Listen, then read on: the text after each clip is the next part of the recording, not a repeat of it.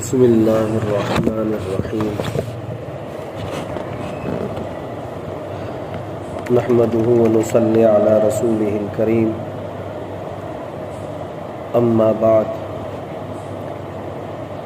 فاعوذ باللہ من الشیطان الرجیم بسم اللہ الرحمن الرحیم وَأَقِيمُوا الصَّلَاةَ وَآتُوا الزَّكَاةَ وَارْكَعُوا مَعَ الرَّاكِعِينَ۔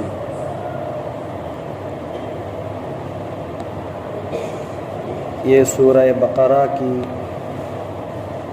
آیت نمبر 40/3 اور آیت نمبر 40/2 گزشتہ میں یہ 2 آیتیں ہوئی تھیں۔ اس کا ترجمہ، اس کا معنی، اس کا مطلب گزشتہ ہفتے میں بیان کر دیا گیا تھا۔ اب سورہ بقرہ کی آیت نمبر 40/4 بیان کیا جائے گا۔ گزشتہ ہفتوں میں جن آیات کا ترجمہ کیا گیا تھا وہ سرسری طور پر ایک مرتبہ مذاکرہ کر لیں گے، پھر آج کی آیتوں کا ترجمہ، معنی، مطلب بیان کر لیں گے۔ گزشتہ ہفتے میں 40/2 آیت سورہ بقرہ کی 40/2 آیت وَلَا تَلْبِسُوا الْحَقَّ بِالْبَاطِلِ وَتَكْتُمُوا الْحَقَّ وَأَنْتُمْ تَعْلَمُونَ، اس کا ترجمہ ہے مت ملاؤ حق کو باطل کے ساتھ اور مت چھپاؤ حق کو حالانکہ تم جانتے ہو۔ بنی اسرائیل میں یہ برائی عام تھی کہ تورات میں تحریف کیا کرتے تھے، رد و بدل کرتے تھے۔ ان سے کہا گیا اللہ تعالیٰ نے جو کچھ تورات میں اتارا تھا وہ ساری باتیں حق تھیں، مگر بنی اسرائیل نے اپنی مرضی سے اپنی باتیں اس میں شامل کر دی۔ ان کی حالات کو دیکھتے ہوئے اللہ تعالیٰ نے فرمایا وَلَا تَلْبِسُوا الْحَقَّ، حق کو مت ملاؤ باطل کے ساتھ اور مت چھپاؤ حق کو حالانکہ تم جانتے ہو۔ یہ 40/2 آیت کا ترجمہ تھا، اور 40/3 آیت کا ترجمہ نماز قائم کرو، زکوٰۃ ادا کرو اور رکوع کرنے والوں کے ساتھ رکوع کرو۔ اس میں 3 باتیں بتائی گئی تھی۔ ایک نماز کو قائم کرنا اور زکوٰۃ ادا کرنا، اور اللہ تعالیٰ نے نماز کے تعلق سے سورہ بقرہ کی آیت نمبر 80/3 میں اور 110 میں، سورہ نساء کی آیت نمبر 70/7 میں اور 103 میں، اور سورہ انعام کی آیت نمبر 70/2 میں، اور اسی طریقے سے سورہ یونس کی آیت نمبر 80/7 میں، سورہ حج کی آیت نمبر 70/8 میں، سورہ نور کی آیت نمبر 50/6 میں، سورہ روم کی آیت نمبر 30/1 میں، سورہ لقمان کی آیت نمبر 17 میں، سورہ احزاب کی آیت نمبر 30/3 میں، سورہ مجادلہ کی آیت نمبر 13 میں، سورہ مزمل کی آیت نمبر 20 اور سورہ بینہ کی آیت نمبر 5 میں ان تمام آیتوں میں اللہ تعالیٰ نے نماز کو قائم کرنے کا حکم مختلف انداز میں اور الفاظ میں دیا ہے۔ اس کے بعد بظاہر ایک عجیب حکم دیا گیا، فرمایا وَارْكَعُوا مَعَ الرَّاكِعِينَ، رکوع کرنے والوں کے ساتھ رکوع کرو۔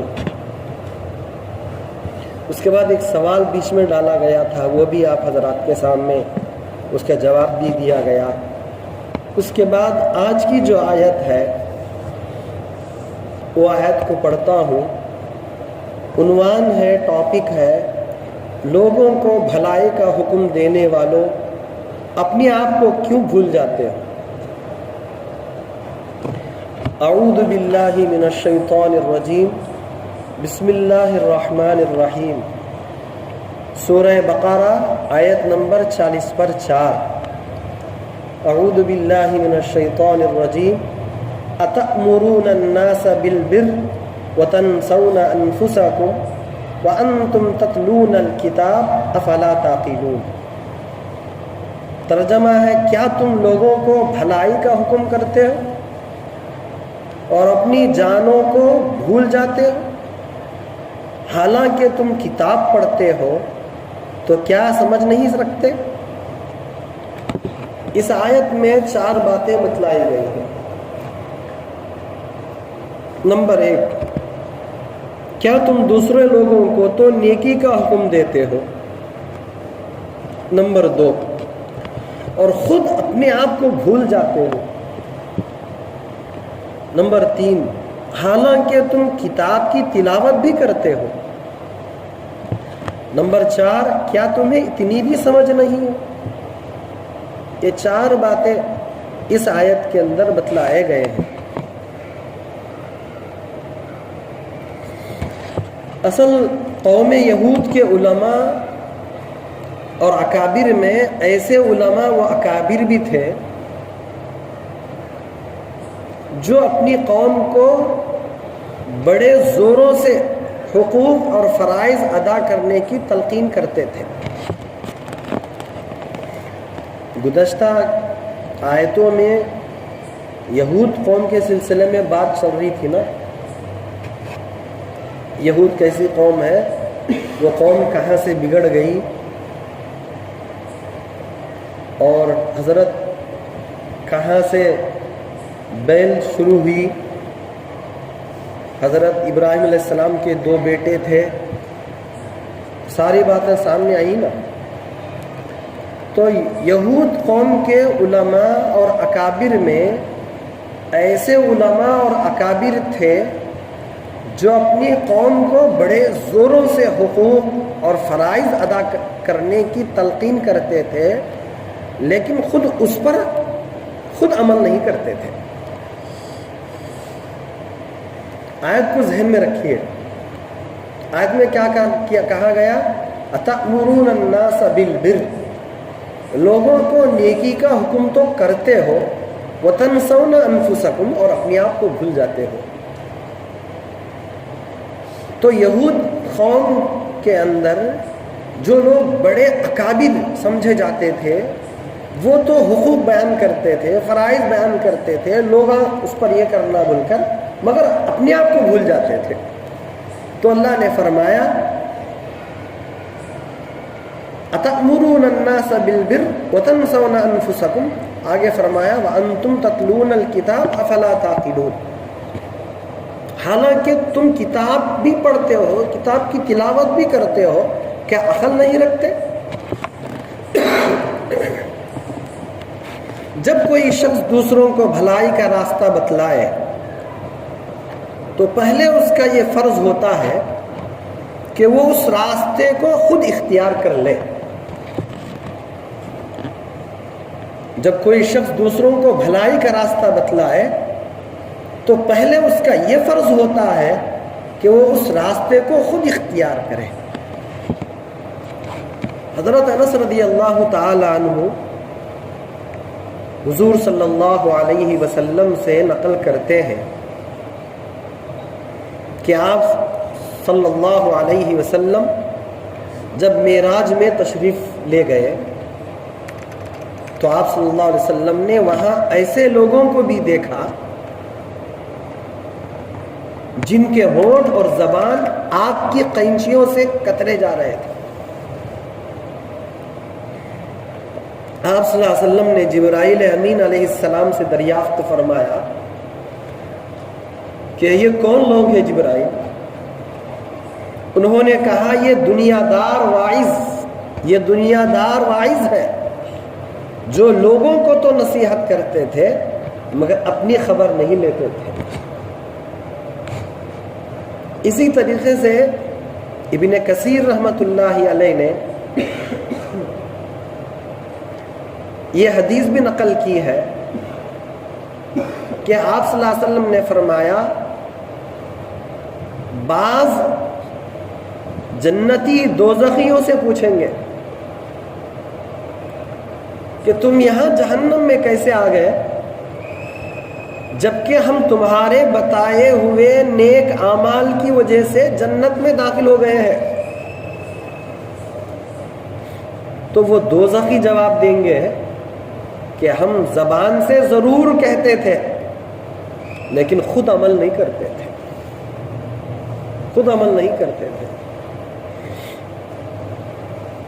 اس آیت سے غلط مطلب نکالا نہ جائے، اس آیت سے یہ غلط مطلب نکالا نہ جائے کہ بے عمل شخص دوسروں کو نصیحت نہیں کر سکتا. یہ ہرگز ایسا نہیں ہے. شروع میں تو اسی سمجھ میں آیا، جب تک ہم خود مکمل پاک باز نہ ہو جائیں تب تک دوسروں کو دعوت ہی نہ دیں. ایسا نہیں ہے مسئلہ. ویسا بنا تو کوئی بچتا نہیں، ہم میں سے کوئی نہیں بچ سکتا. یہ بات پچھلے 2 ہفتے پہلے بھی آئی تھی. اس لیے اس آیت سے غلط مطلب نہیں نکال لینا چاہیے کہ بے عمل شخص دوسروں کو نصیحت ہی نہیں کر سکتا. ایسا نہیں، نصیحت کرتے جانا. اس لیے خود نیکی نہ کرنا الگ عمل ہے اور دوسروں کو نیکی کی بات بتلانا ایک الگ عمل ہے. کوئی اگر دونوں نیکیاں کرتا ہے تو سبحان اللہ، خود بھی عمل کر رہا، دوسروں کو بھی دعوت دے رہا، سبحان اللہ. یا کوئی دوسروں کو دعوت دے رہا خود عمل نہیں کر رہا، سبحان اللہ. کوئی اگر دونوں نیکیاں کرتا ہے تو سبحان اللہ، یعنی خود عامل بھی ہے اور اس کی دعوت بھی دے رہا ہے. قرآن مجید کی ایک اور آیت میں بھی اس طرح کی بات بتلائی گئی ہے. یا ایھا الذین آمنوا لما تقولون ما لا تفعلون، اے ایمان والو تم کیوں ایسی بات کہتے ہو جو تم خود عمل نہیں کرتے. لیکن اس کا ہرگز یہ مطلب نہیں ہے کہ بے عمل کو واعظ کرنا جائز ہی نہیں ہے، بلکہ اس کا مطلب یہ ہے کہ واعظ کو بے عمل نہیں ہونا چاہیے، عمل والا بن جانا چاہیے. اس لیے کہ بے عمل واعظ کے واعظ میں اثر کم ہوتا ہے. یہ بہت اچھی بات ہے. یہ آدمی ایک تو عمل کرنے والا ہوتا ہے، پھر اس کو دوسروں کو دعوت دیتا ہے تو اس کا اثر پڑتا ہے. ایک آدمی بولتا تو ہے مگر خود اس پر عمل نہیں کرتا، جیسا اثر ہونا چاہیے ویسا اثر نہیں ہوتا ہے. اثر کی بات ہے. اگر خود عمل کرتے ہوئے دوسروں کو دعوت دے دے تو اس کی زبان میں بھی اثر ہوگا، اس کے عمل سے بھی اثر ہوگا. اگر وہ خود اس پر عمل نہیں کرتا، دوسروں کو بولتا، جتنا اثر ہونا چاہیے اتنا اثر نہیں ہوتا ہے. اس لیے بے عمل واعظ کے واعظ میں اثر کم ہوتا ہے. اللہ تعالی ہم سب کو حسن نیت اور حسن عمل کے ساتھ خیر کی دعوت دینے کی توفیق عطا فرمائے. یہ آیت نمبر 40 پر 4. اسی طریقے سے آیت نمبر 40 پر 5 صبر اور نماز کے ذریعے اللہ سے مدد مانگو. اعوذ باللہ من الشیطان الرجیم واستعینوا بالصبر والصلاۃ وانها لکبیرۃ الا علی الخاشعین. ترجمہ ہے اور مدد لو صبر اور نماز سے کہ وہ بے شک گراں ہے مگر خشوع رکھنے والوں پر۔ اس آیت میں دو باتیں بتلائی گئی ہیں، ایک صبر اور نماز سے مدد حاصل کرنا، صبر اور نماز سے مدد حاصل کرنا، دوسرا نماز بھاری ضرور معلوم ہوتی ہے مگر ان لوگوں کو نہیں جو خشوع یعنی دھیان اور عاجزی سے پڑھتے ہیں، ان لوگوں کو بوجھ نہیں محسوس ہوتی نماز، ان لوگوں کو تو مزہ آتا ہے، ان لوگوں کو تو ایک فریضہ ادا کرنے کا حکم اللہ مجھے دیے ہے، اس کو ادا کرنے جا رہا ہوں، مگر وہ لوگ جو جن کو بھاری محسوس ہوتا ہے وہ ایک مومن کے لیے اس طریقے سے نہیں ہو سکتا۔ فرمایا گیا ایک مومن اور مسلمان جو صراط مستقیم پر چلنے کا عزم مصمم کیے ہوئے اپنی زندگی گزارتا ہے، اس کے سامنے طرح طرح کی مشقتیں اور مختلف قسم کے حالات آتے ہیں، جو ایک طرح کی آزمائش ہوتی ہے، ان ناخوشگوار اور ناموافق حالات میں کامیابی کے ساتھ منزل تک اپنا سفر حیات طے ہونے کا بہترین فارمولہ یہ ہے کہ آدمی اپنے اندر قوت برداشت پیدا کرے، ہر طرح کے ناموافق حالات میں صبر کا دامن نہ چھوڑے اور نماز پڑھ کر اپنے رب سے مدد مانگے۔ یہی وہ کامیاب طریقہ ہے جو خالق کائنات کی طرف سے دیا گیا ہے۔ سورہ بقرہ کی آیت نمبر 150 میں بھی صبر اور نماز سے مدد حاصل کرنے کا ایمان والوں کو یوں حکم دیا گیا ہے، یا ایھا الذین آمنوا استعینوا بالصبر والصلاۃ ان اللہ مع الصابرین، کہ اے ایمان والو صبر اور نماز سے مدد حاصل کرو، بے شک اللہ صبر کرنے والوں کے ساتھ ہے۔ سورہ اعراف کی آیت نمبر 128 میں حضرت موسیٰ علیہ السلام کی اپنی قوم بنی اسرائیل کو کی گئی نصیحت کا یوں تذکرہ ملتا ہے، قال موسیٰ لقومہ استعینوا باللہ واصبروا، موسیٰ علیہ السلام نے اپنی قوم سے کہا کہ اللہ تعالیٰ سے مدد مانگو اور صبر سے کام لو۔ یہاں ایک اور حقیقت بتلائی گئی ہے کہ نماز پڑھنا کوئی ایسا دشوار کام نہیں ہے جو بھاری پتھر اٹھانے کے مرادف ہو۔ نماز صرف انہی لوگوں کو دشوار محسوس ہوتی ہے جن کے دل خوش و خضوع سے خالی و عاری ہوتے ہیں۔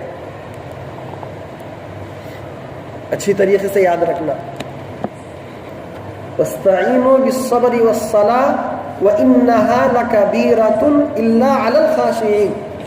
آج کل جو قرآن کریم کی جو آیت تلاوت کی گئی، اس کے اندر یہ فرمایا گیا کہ انہی لوگوں کو نماز بھاری نظر آتی ہے جن کے دلوں میں خشوع و خضوع، جن کے دل خالی ہوتے ہیں خشوع و خضوع سے، ان پر بھاری ہوتی ہے نماز۔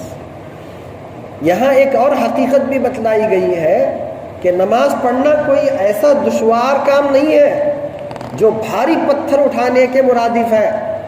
نماز صرف انہی لوگوں کو دشوار محسوس ہوتی ہے جن کے دل خوش و خضوع سے خالی و عاری ہوتی ہے۔ رہی بات ایسے سعادت مند مومنوں کی جن کے دلوں میں خوش و خضوع ہوتا ہے، ان کے لیے نماز میں لذت ہے، ان کے لیے نماز میں فرحت ہے، اور اس میں ان کے دلوں کا سکون ہے، اس لیے کہ نماز میں اللہ کی یاد ہوتی ہے، اور اللہ کی یاد میں فطری طور پر سکون رکھا گیا ہے۔ الا بذکر اللہ تطمئن القلوب، خبردار اللہ کے ذکر سے دلوں میں سکون پیدا ہوتا ہے۔ قرآن مجید انہی لوگوں کو خاشعین کی فہرست میں شامل کرتا ہے جن کے دلوں میں ہمیشہ یہ احساس زندہ رہتا ہے کہ ہمیں اپنے پروردگار سے ایک دن ملاقات کرنا ہے، اور ہم کو اس عارضی زندگی کے بعد اپنے پروردگار کی طرف لوٹ کر جانا ہے۔ بعض مفسرین نے صبر سے مراد روزہ لیا ہے کہ روزہ اور نماز کے ذریعے اللہ تعالیٰ کی مدد چاہو۔ ظاہر ہے کہ روزے کے ذریعے برداشت کی قوت پیدا ہوتی ہے، اور صبر سے مراد گناہوں سے رک جانا ہے۔ تو اس طرح یہ مطلب بھی نکلتا ہے کہ گناہوں کو چھوڑ کر نماز جیسی عبادت کے ذریعے اللہ کی مدد حاصل کرو۔ آپ خود اس پر اندازہ لگائیے، ایک آدمی کو گناہوں میں لطف ہے، اذان ہو گئی، اس کا دل ایک طرف مسجد کو جانے کے لیے تڑپ رہا ہوتا ہے، دوسری طرف گناہوں میں مبتلا پڑا ہوا رہتا ہے۔ ایسے وقت میں وہ آدمی چھوڑ کر جو صبر کے ساتھ آتا ہے، اسی کو کہا گیا ہے کہ آدمی گناہوں سے بھی بچے گا، صبر کرے گا۔ جب صبر چھوڑ کے آ گیا، صبر کر لے، اپنی نفسانی خواہشات کو پامال کر رہا ہے، اپنی نفسانی خواہشات کو پیروں کے تلے دبا کر نماز کی طرف قائم دائم اور نماز کی طرف دوڑ پڑتا ہے، تو اس پر اللہ تبارک و تعالیٰ وہ جنتا فرماتے ہیں کہ پھر وہ مومنین کے صف میں اس کو اللہ شامل فرماتے ہیں۔ تو ظاہر ہے کہ روزے کے ذریعے برداشت کی قوت پیدا ہوتی ہے اور صبر سے مراد گناہوں سے رک جاتا ہے۔ تو اس طرح یہ مطلب بھی نکلتا ہے کہ گناہوں کو چھوڑ کر نماز جیسی عبادت کے ذریعے اللہ کی مدد حاصل کر لیتا ہے۔ حضرت عمر رضی اللہ تعالیٰ عنہ نے فرمایا کہ صبر کی دو قسمیں ہیں، مصیبت کے وقت صبر کرنا اور گناہوں سے بچنے کے لیے صبر کرنا۔ حضرت عمر رضی اللہ تعالیٰ عنہ نے فرمایا کہ صبر کی دو قسمیں ہیں، مصیبت کے وقت صبر کرنا اور گناہوں سے بچنے کے لیے صبر کرنا، اور یہ صبر پہلے صبر سے اچھا ہے۔ یعنی مصیبت کے وقت میں صبر کرنا اور دوسرا گناہوں سے بچنے کے لیے صبر کرنا، اور اس میں دونوں چیزوں میں بہتر چیز گناہوں سے بچنے کے لیے صبر کرنا، یہ بہت اچھا ہے۔ اللہ کے مومن بندوں کو چاہیے کہ جب کبھی کسی مصیبت سے دو چار ہو جائے، صبر سے کام لینا، پریشان نہیں ہونا، اور صبر سے کام لینا اور نماز کی طرف متوجہ ہو جانا، پھر دعائیں کرنا، پھر دیکھیں کہ حالات کس طرح پلٹتے ہیں۔ جب اپنا کام کوئی حالات ایسے آ گئے، صبر کر لیے، نماز کی طرف رجوع ہو گئے، پھر اللہ تعالیٰ سے مانگے، پھر دیکھنا حالات کیسے آتے،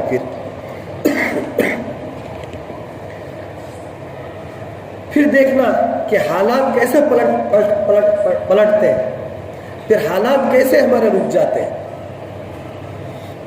ہمارے ملک پر جو حالات آئے ہوئے ہیں،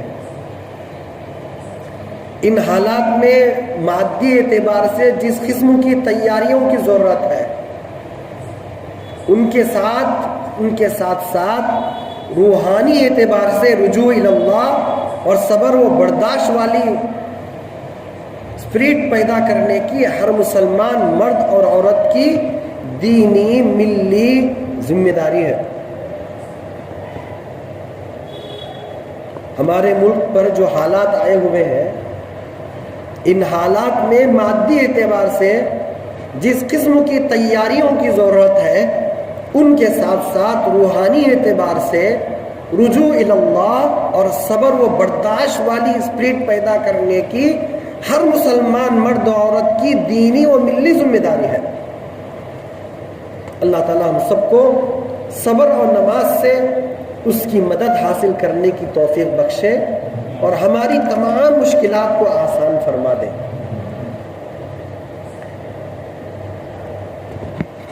کیونکہ 15 منٹ اور باقی ہے، ایک آیت یا 2 آیتیں، ایک ہی آیت پڑھ لیں گے۔ جب ایک آیت پڑھیں گے تو کو پارہ مکمل ہو جائے گا۔ اعوذ باللہ من الشیطان الرجیم، بسم اللہ الرحمن الرحیم، الذین یظنون انہم ملاقو ربہم وانہم الیہ راجعون۔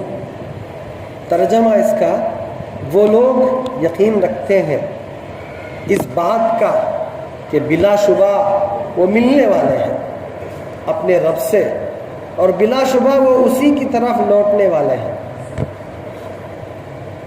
ترجمہ اس کا یہ ہے کہ وہ لوگ یقین رکھتے ہیں، اس بات کا یقین رکھتے ہیں کہ بلا شبہ وہ ملنے والے ہیں اپنے رب سے، اور بلا شبہ وہ اسی کی طرف لوٹنے والے ہیں۔ اس آیت میں بھی 2 باتیں بتلائی گئی ہیں۔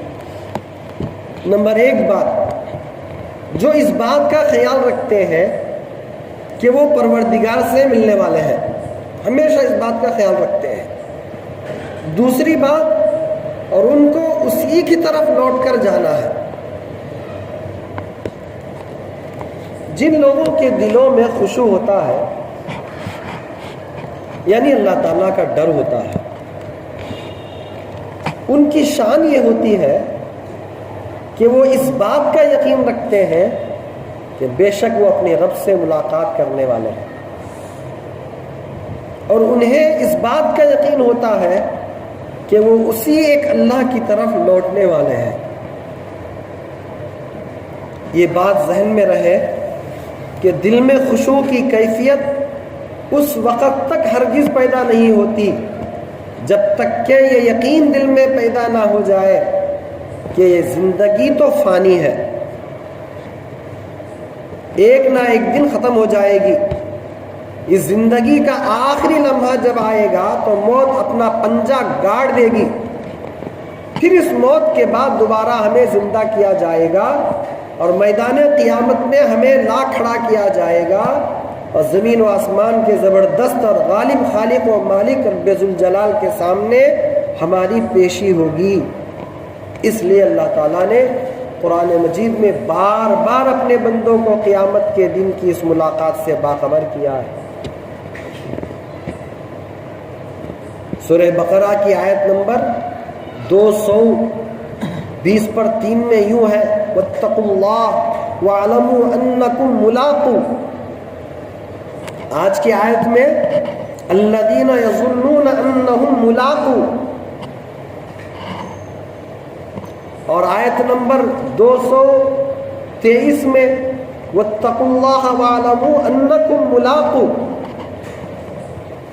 بار بار اللہ تعالیٰ نے ملاقات کا بتلایا گیا ہے۔ دیکھو تم ایک نہ ایک دن چلے جاؤ گے، مر جاؤ گے، موت آ کر تمہیں دبوچ لے گی، اس کے بعد تم میرے پاس لوٹ کر آنا ہی ہے، تم میرے سامنے کرنا ہی ہوگا۔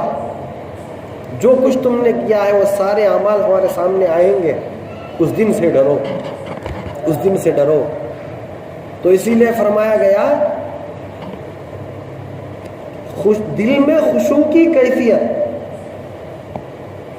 دل میں خشوع یعنی اللہ کے ڈر کی کیفیت اس وقت تک ہرگز نہیں آ سکتی جب تک کہ یہ یقین دل میں پیدا نہ ہو جائے کہ یہ زندگی تو فانی ہے، میں جو جس زندگی گزار رہا ہوں، جہاں پر میں زندگی گزار رہا ہوں، ایک دن یہ ساری چیزیں چھوٹنے والی ہیں، یہ ساری چیزیں چھوٹنے والی ہیں، یہ سب مجھ سے ختم ہو جائیں گی۔ یہ میری آنکھ بند ہو جائے تو بس میرے ہاتھ میں کچھ نہیں ہوگا، سب کچھ چھوڑ چھاڑ کر اللہ کے سامنے جانا ہوگا۔ تب تک یہ دل میں اس کے نہیں آئے گا، تب تک خشوع و خضوع پیدا نہیں ہو سکے گا۔ فرما رہے ہیں یہ بات ذہن میں اچھی طریقے سے رکھ لیجئے کہ دل میں خشوع کی کیفیت اس وقت تک ہرگز پیدا نہیں ہو سکتی جب تک کہ یہ یقین دل میں پیدا نہ ہو جائے کہ یہ زندگی تو فانی ہے، ایک نہ ایک دن ختم ہو جائے گی. اس زندگی کا آخری لمحہ جب آئے گا تو موت اپنا پنجہ گاڑ دے گی.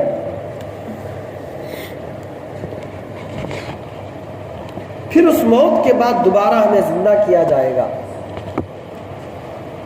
کہ ایک مومن میں، ایک مسلمان میں اور ایک غیر میں یہی فرق رہتا ہے. ایک کافر اور مشرک یہ سوچتا ہے کہ بس موت ہو گئی، ختم ہو گیا، اس کے بعد کوئی زندگی نہیں ہے. ان لوگوں کا تو ایک عقیدہ یہ ہے کہ اگر اچھا آدمی ہوگا تو اچھا ایک جانور بنا دیا جائے، کچھ نہ کچھ اللہ تعالیٰ کون سا بھی ایک چیز بنا دے. اگر برا ہے تو برا جانور بنا دے گا یا بری چیز بنا دے گا. یہ ان کا عقیدہ ہے، حالانکہ ایسا نہیں ہے. اللہ تعالیٰ نے فرمایا کہ اللہ تبارک و تعالیٰ فرماتے ہیں دوبارہ جو زندگی ہے، موت سے اٹھانے کے بعد کی جو زندگی ہے، وہ اللہ تعالیٰ برابر اپنے اپنے خبروں سے اٹھائیں گے.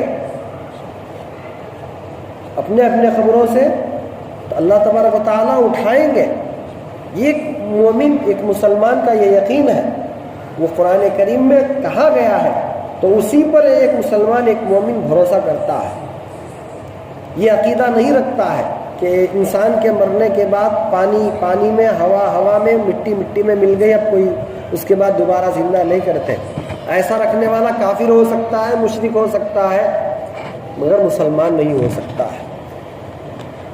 تو فرمایا کہ اس زندگی کا آخری لمحہ جب آئے گا تو موت اپنا پنجہ گاڑ دے گی. پھر اس موت کے بعد دوبارہ ہمیں زندہ کیا جائے گا اور میدان قیامت میں ہمیں لا کھڑا کیا جائے گا اور زمین و آسمان کے زبردست اور غالب خالق و مالک رب ذوالجلال کے سامنے ہماری پیشی ہوگی.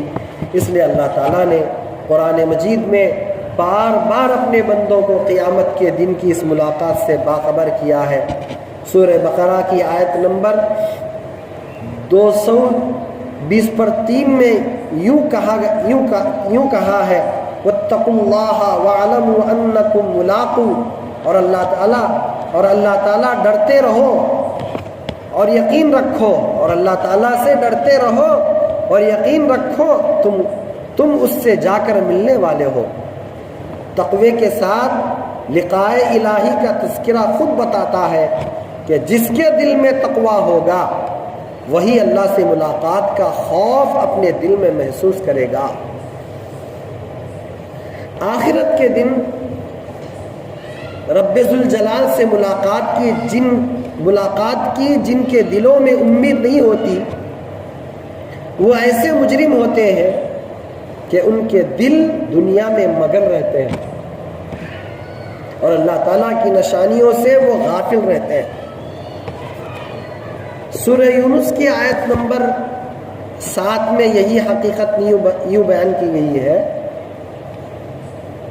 ان الذین لا یرجون لقاءنا ورضوا بالحیاۃ الدنیا واطمأنوا بها والذین هم عن آیاتنا غافلون. جو لوگ ہم سے ملنے کی کوئی توقع ہی نہیں رکھتے اور دنیاوی زندگی میں مگن اور اسی پر مطمئن ہو گئے ہیں اور جو ہماری نشانیوں سے غافل ہیں. ان الذین لا یرجون لقاءنا، اللہ تعالیٰ کی نشانیوں سے وہ غافل رہتے ہیں. وہ لوگ، ان لوگوں کے بارے میں اللہ نے فرمایا جو لوگ ہم سے ملنے کی توقع ہی نہیں رکھتے اور دنیاوی زندگی میں مگن رہتے ہیں اور اسی پر مطمئن ہو گئے ہیں اور جو ہماری نشانیوں سے بالکل غافل ہیں.